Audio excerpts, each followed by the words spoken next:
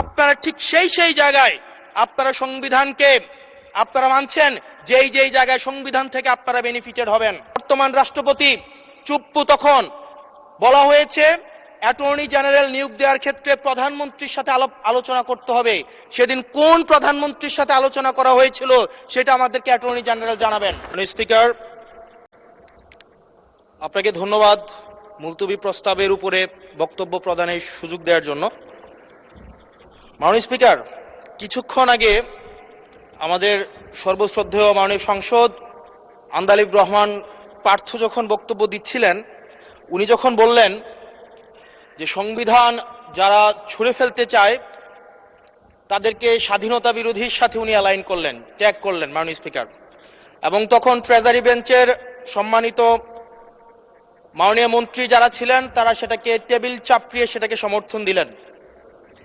মাননীয় স্পিকার, গণতন্ত্রের জন্য যিনি আপোষহীন লড়াই করে গিয়েছেন বেগম জিয়া, উনি বলেছিলেন যেদিন জনতার সরকার প্রতিষ্ঠিত হবে, যেদিন এই পার্লামেন্ট জনতার সরকারের কাছে যাবে, এদিন এই সংবিধানকে ছুঁড়ে ফেলা হবে। ট্রেজারি বেঞ্চের যে মন্ত্রীরা ছিলেন তারা দীর্ঘদিন তাদের সারা জীবন তারা বেগম জিয়ার সাথে রাজনীতি করেছেন। এই সংবিধান ছুঁড়ে ফেলার সাথে স্বাধীনতা যুদ্ধাপরাধীর অ্যালাইন করার যেটার হাততালি তারা দিয়েছেন, সেটির মধ্য দিয়ে বেগম জিয়াকে তারা মূলত অপমান করেছেন কিনা তারা সেটা ভেবে দেখবেন। মাননীয় স্পিকার, আমি বক্তব্য দেওয়ার জন্য অনেক কিছু রেডি করে নিয়ে এসেছিলাম।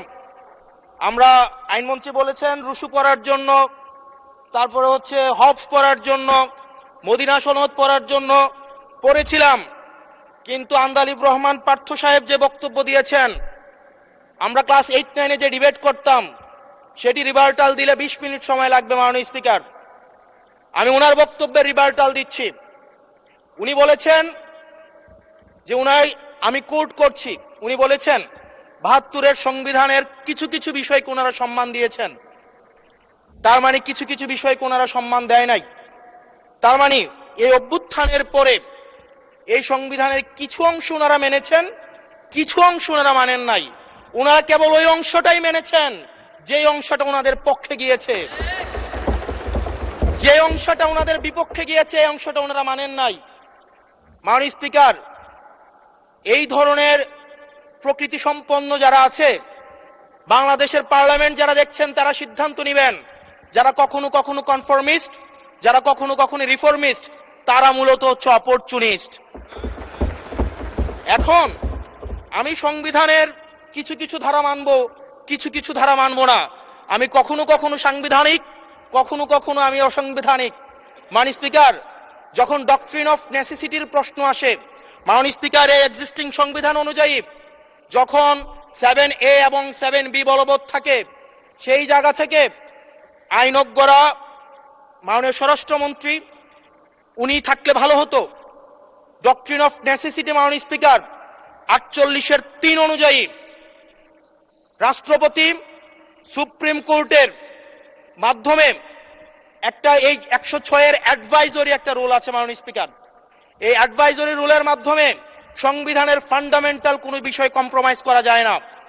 মাননীয় স্পিকার, যদি আমি এই সংবিধান মানি তাহলে এই অন্তর্বর্তীকালীন সরকারের বৈধতা প্রশ্নবিদ্ধ হয়। মাননীয় স্পিকার, যদি এই সংবিধানকে আমি ধারণ করতে চাই, মেনে চলতে চাই, সেদিন 64 বিধি অনুযায়ী অ্যাটর্নি জেনারেল নিয়োগ দেওয়া হয়েছিল 6 আগস্ট।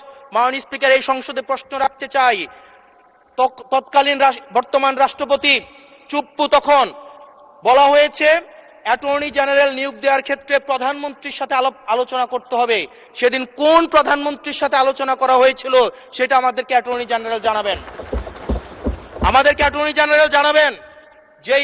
যেই হিয়ারিংটা হয়েছিল এই হিয়ারিং এ উনি উপস্থিত ছিলেন কিনা, তখনকার সময়ের যিনি প্রধান বিচারপতি ছিলেন ওবায়দুল হক, তিনি তখন কোথায় ছিলেন, সেই রায়ের কপিটা আমরা দেখতে চাই। মাননীয় স্পিকার, আপনি যখন বেগম জিয়াকে 6 আগস্ট সর্বপ্রথম ছাত্র জনতা যখন সিদ্ধান্ত নিয়েছিল আর এক মুহূর্ত বেগম জিয়াকে কারাগারে থাকতে দিবে না, বেগম জিয়াকে রাষ্ট্রপতির আদেশের মধ্য দিয়ে বেগম জিয়াকে সেদিনই হচ্ছে কারাগার থেকে যেই জুলুমের মধ্যে রাখা হয়েছিল সেটা থেকে ছাত্র জনতার রায়ের মধ্য দিয়ে সেখান থেকে বের করে আনা হয়েছিল। মাননীয় স্পিকার, যদি এই সংবিধানকে বাইবেল ধরে নেই, এই সংবিধানকে যদি গসপেল ধরে নেই, এই গসপেলের পুরোহিত অনুযায়ী যেভাবে ভ্যাটিকান সিটি চলে সেটা যদি আমরা ধরে নেই, তাহলে মাননীয় স্পিকার সেদিন বেগম জিয়া জেল থেকে বের হতে পারেন না। মাননীয় স্পিকার সেদিন বেগম জিয়া জেল থেকে বের হয়েছিল অভ্যুত্থানের জনরায়ের ভিত্তিতে। মাননীয়